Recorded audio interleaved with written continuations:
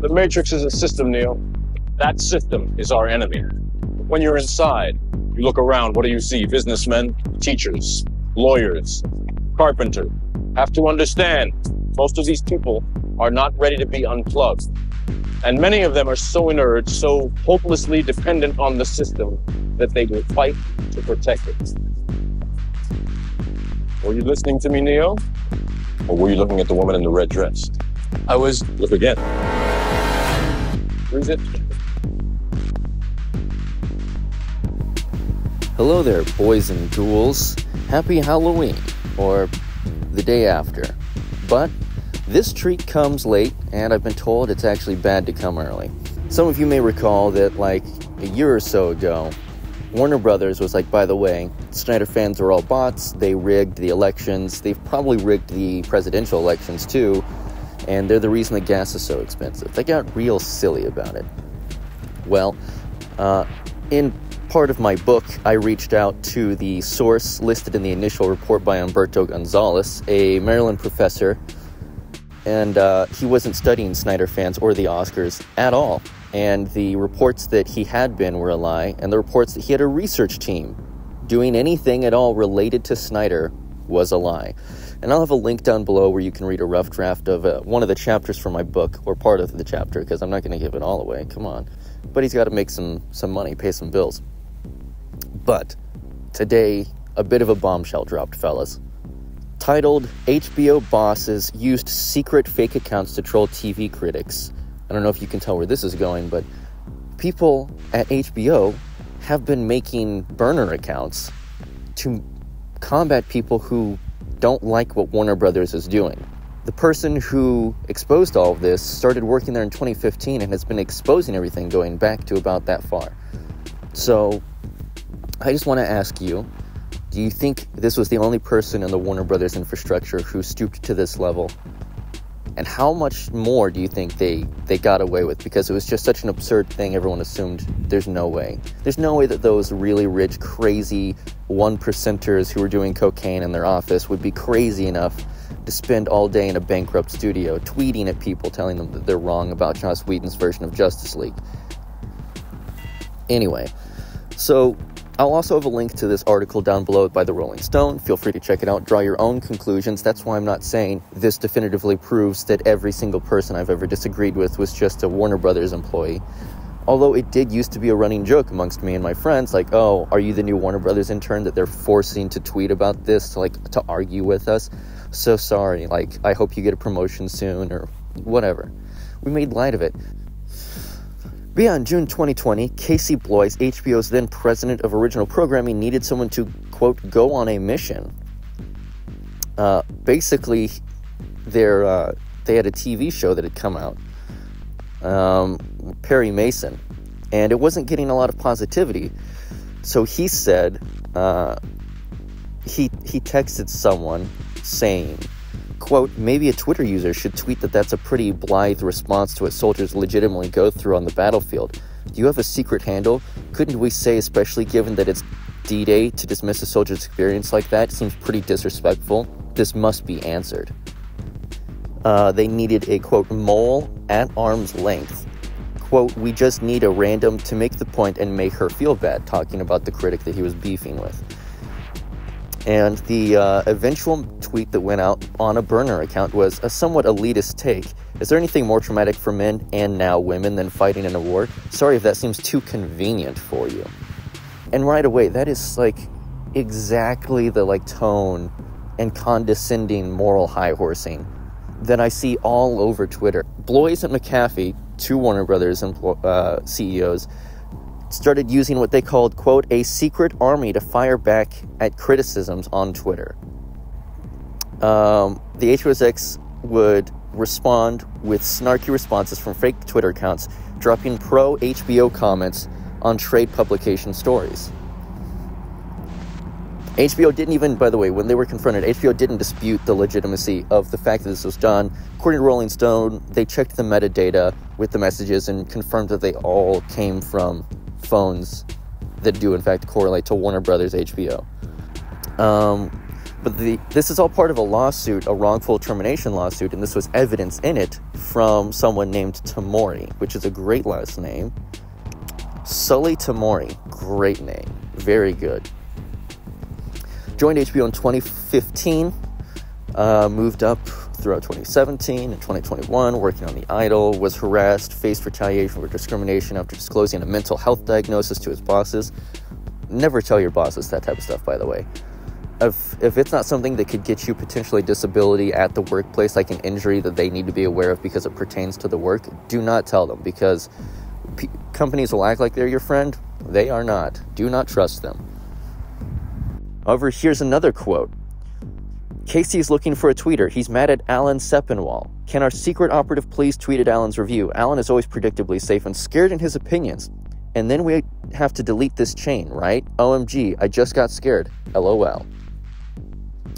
When approached for comment about the lawsuit for the messages by Tamori's attorney, Micah Martinez tells Rolling Stone the text serve as example of the very petty, that's a direct quote, company culture that turned on his client. First and foremost, I think the lawsuit is about HBO's culture and how it fosters a dynamic, ongoing harassment and discrimination in the workplace. They joke about people outside of HBO. They joke about people within HBO. You suffer through some bullying until you can't suffer anymore. McCaffrey had come to Tamori to create the fake accounts in June 2020, explaining to the boys, was obsessed with Twitter, that's a quote, and always wants to pick a fight on Twitter. According to the messages, he always texts me asking me to find friends to reply. It's a way to create a dummy account that can't be traced to us doing his bidding. Martinez says Tamori created a fake Twitter account to comply with his boss's requests. Quote, like many young employees starting out on their career, it was very important to Sully to not only perform at high level, but to seek opportunities where he could showcase his acumen and build credibility for the possibility of creating long-term successes at HBO and esteem from the higher-ups. Basically, if you want to go anywhere in Warner Brothers HBO, you better be willing to make at least one dummy account, and anytime someone says something bad about the company, you go to war and gaslight them into feeling like they did something morally apprehensible for not agreeing with a company that you're pretending to care about, but in reality you just want a promotion and like a Christmas bonus and like job safety. Here's some good stuff. And I don't know, is this karma? Is this irony? Tell me in the comments which you think it is, because I'm so high on dopamine. I couldn't fucking tell you which one it is right now. Maybe both. In April 2021, The Nevers premiered and became a sore spot for Blois after critics largely panned the Joss Whedon steampunk fantasy series. Shocker, shocker, the guy that Warner Brothers and HBO kept around after they knew damn well that he was an abusive sack of garbage, made a show that wasn't very good. This time, the target of Blois, Ayer was Rolling Stone's chief TV critic Alan Sepinwall for his 2.5-star review. Quote, Casey's looking for a tweeter. He's mad at Alan Sepinwall. And then that's that quote from before. That day, a newly created account under the name of Kelly Shepard, a self-described Texas mom and herbalist. Really, an herbalist? That's such a boring, like, whatever. It's a fake backstory. It's just a boring one. Replied to Sepinwall's tweet about his review, repeating the sentiment McAfee expressed, that he is, quote, always predictably safe and scared in his opinions. The account's profile picture appears to be a stock photo used across a number of international business websites, and a handful of tweets from Shepard's account are all directed at critics. Tamori's attorney confirmed that Tamori made the Kelly Shepard account to comply with his boss's requests. Good gravy, God on a girder. Holy hell. The New York Times chief TV critic James... That's a very Polish last name, and I'm not even going to attempt Poniwazik. JP tweeted that The Nevers feels like watching a show that someone had mysteriously deleted 25% of the scenes from. That's a pretty good insult. Blois sent the tweet to McCaffrey. According to the message, maybe our friend needs to say what a shock it is that two middle-aged white men are shitting on a show about women. McCaffrey responded, quote, I fucking hate these people. Yes. Holy shit balls. So these people just send each other tweets they don't like and ask, and then go to like their like intern pool and be like, pretend to be like an angry woman. Like, holy shit. Like, by the way, these are two middle-aged white men pretending to be women who are upset about middle-aged white men whose job it is to reviewing things about women. That was made by a man. Joss Whedon is a man. Oh my God. Just fucking... What Jeez, oh my god. The Kelly Shepard account then tweeted, writing, "How shocking that two middle-aged white men, you and Hale, are shitting on a show about women." Hale declined to comment. Posnick did not return a request for comment. Paniwi, whatever. JP. Oh, wow. Oh, and after a 3-star review of Mayor of Easttown, he wanted one that says, "His Highness needs another one. Good God. We need our friend to call out Alan for mayor," he said. "Alan missed on Succession and totally misses here because he's busy virtue signaling." Oh my God. The irony of a bunch of people pretending to be people they're not, to tell people that they're being manipulative like fake bastards, is just holy shit. When approached to comment by the Rolling Stone, Sepinwall, the critic who was getting bashed, said, quote, "I'm surprised HBO would even bother with this. You know what, buddy? So are all of us. But after a while online, all of the people who just went to, because, you know, people who wanted more Zack Snyder stuff would be in HBO replies like, hey, yeah, cool, this show looks great, but can you make the movie we've been asking for like 7 years? And you always got like a flurry of like, fake fans. Like, how much of the fake fan stuff came from legitimately fake accounts? Like HBO employees. Think about that. Just let that sink in. Oh my God. It wasn't just critics' opinions the boys paid attention to, we would also fixate on anonymous commentators. Oh my God. This is so funny. This is... He was upset that someone criticized the leadership, or the CEO was upset with an anonymous user on Deadline article about the show's cancellation of Fleabag. Criticized the leadership. Quote, "Wasn't a good show and harshly unveils Bloy's era cynicism of HBO development.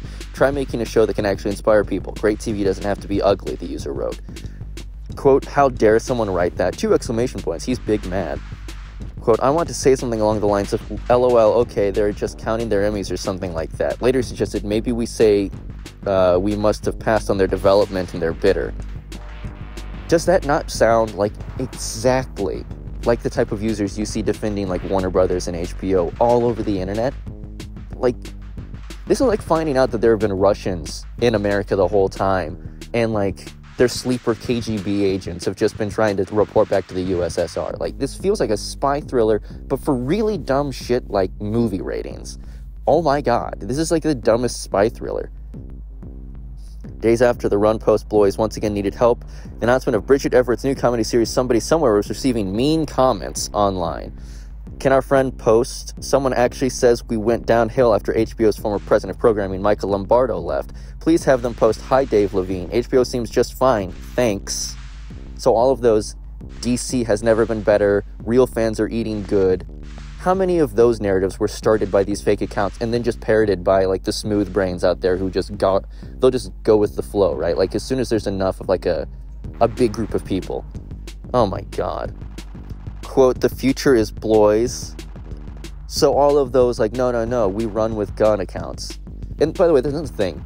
In that Reign of the MCU book that came out, James Gunn was apparently outed by a former Marvel movie writer for, it was the whole, like, he tried to screw over the original writer of the Guardians of the Galaxy movie so much they threw a fuck James Gunn party when she won the arbitration because he would have to break Writers Guild rules to take her off of it, which, what a dickhead, right? Like, and you know why he did that? It's because he's friends with Joss Whedon, and Joss Whedon did that to the original writer of the 2012 Avengers movie. And so the money that the writers got at that point in that phase of Marvel was based on their credit, which means that millions didn't go to that writer for years of work, and millions did go to Joss Whedon. James Gunn and him were friends. That's not like a secret. They were in the same circle. It was he, Joss Whedon, James Gunn, Rainn Wilson, and Jimmy Uringer, but that's Urine is the name he goes by on stage whenever he's not molesting children. So, like, that's why Joss set the precedence and James tried to copy him, because it was clear, like, oh, hey, buddy, I did this. You can get a couple extra million if you just screw that person over and take all the credit. Like, they probably didn't even think it was nefarious. They're just so egocentric, they can't imagine anything else. But the writer was like, you know that he makes up shit, right? Like, he'll leak things to, like, fan accounts, and he'll, like, manipulate he'll manipulate the way that people talk about things online. So the whole "we run with gun" thing, people assumed was him, but it could have very well just been an HBO employee that he was like, hey, they have a Restore the Snyderverse hashtag. We need one for me. Like, first of all, I always thought Bring Zach Back was a more concise hashtag. Leaves more room for talking, but whatever. Look, we're not chasing that rabbit. Anyway, remember how we just got Westworld, Leftovers, Watchmen, Succession, Euphoria? HBO has been and will always be fines from anonymous, clearly HBO person. A September report from Vulture suggests a PR firm had gamed Rotten Tomatoes system to boost a client's movie rating. Yeah, I don't know if you remember that. Rotten Tomatoes has been manipulated.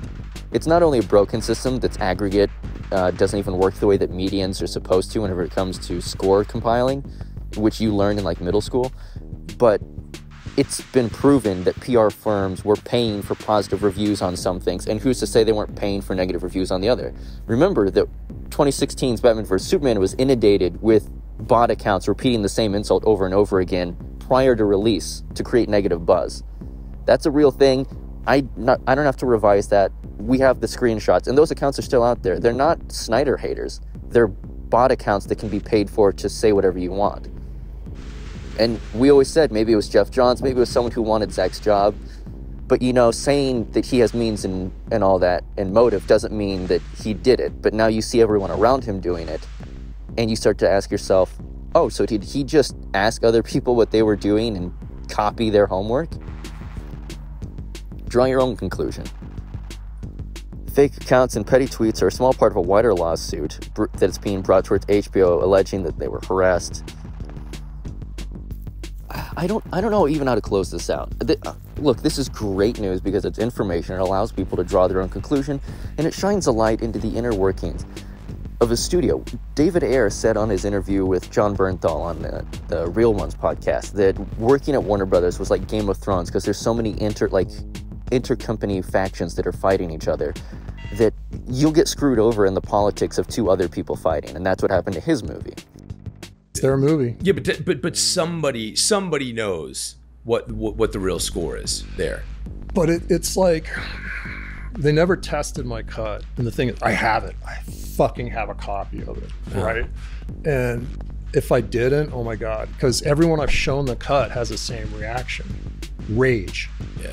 Like, this is the movie we wanted. Why didn't we get this? Wow. Right. Wow. And then like, I'm such a dipshit, bro, about all this stuff. But like, I've seen that like release the Ayer cut. I've seen that on like can that get released? I could show people. I could, you know, like, but it's tough because it's like I want to fucking move on from it. I want to heal from it, you know. And it pisses me off because like. Dude, I was coming off Fury, right? Yeah. And during Suicide Squad, when the dailies were coming in, people are like, "Oh shit, maybe Ayer's gonna take over DC." Like, and there's Game of Thrones in there. The palace politics were insane, right? And the shit that was really going on, bro. All right, okay, you know. And then they're shooting at me, and every time the new movie comes out, a new movie would come out in this space, the press would come at me again.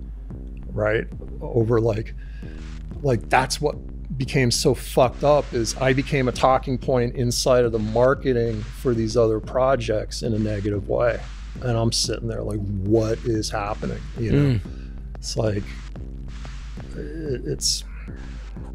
And so this is more proof of that there are just these multiple malicious factions fighting over each other, trying to take over and do something. Right, like they're petty, they're insane, and I already proved that the claims about Snyder bots were fake, and there's going to be more proof about that in the book. There's going to be some of it in the link below again, and this Rolling Stone article will be below again, and maybe I'll try and find that Real Ones podcast with David Ayer, that clip down there, because he talks about it being Game of Thrones-like and just so crazy and toxic.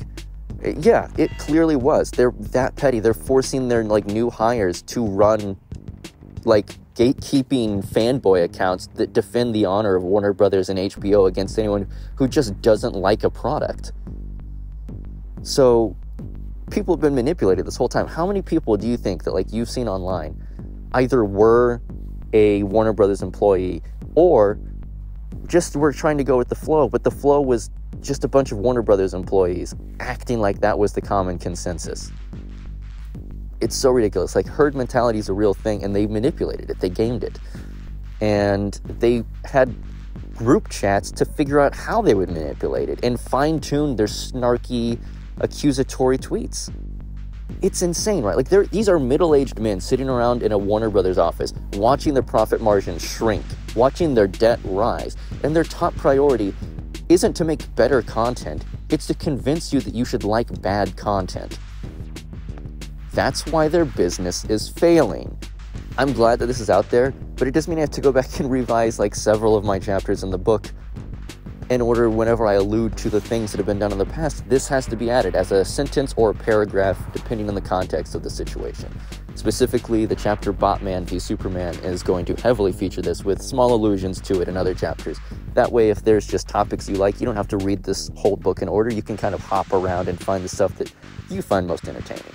And it's not just going to be for DC fans, it's for every fandom, so that you can examine what happened here and keep it from happening to the fandoms that you care about, whether it be sports, whatever. Like, just anything where there's more than 3 people with an opinion, there's going to be sides that get taken. So you better equip yourself, because we live in a digital age, and whether you completely log off and go full Amish, the companies will care about the online chatter. So you need to understand how to rebut these things and dissolve the situation before it escalates. Because if you don't, you end up with what DC is and what Warner Brothers is and what HBO is. HBO is Max. Warner Brothers is Warner Brothers Discovery for like the next 6 months before they get sold. DC is a half-rebooted jalopy. This is what happens when not only do you not listen to your fans, but you attack your fans for offering to give you money to just make the thing that you had promised to make 7 years ago. It's ridiculous. Thank you for watching. Check the links below for the information. Go draw your own conclusions, and stay tuned as I give more information about as this book comes out, because I've been working on it daily. I'm planning to have all of the art and written chapters done no later than Thanksgiving, and with it rolling out before Christmas to places you can order things online, like the Amazon Kindle, Android, and Apple books, and Amazon should hopefully have some physical book purchasing options as well. I'm trying to come up with a really snazzy cover, though, so that it looks good on your shelf. Because, let's be real, statistically, you read it, and then you put it away, and then maybe you, peruse the pages once every year or so. So it needs to look good once you're done reading it. Look, it's a Snyder book. It has to have good aesthetics. That's a rule. So, thanks for watching. Stay tuned for more weirdness, because the longer I delay putting this book out, the more information I get to add to the book. And once it comes out, I'm sure there will still be more bombshells to come out. Maybe in like another year or two, I'll release a longer version of the book with more stuff in it. Or maybe by that point, people will just be so wise to it, they don't need me to do the research for them. They can just see it with their eyes. Anyway, thank you for being awesome. Stay safe out there. Trick or treat. I certainly got my treat this year.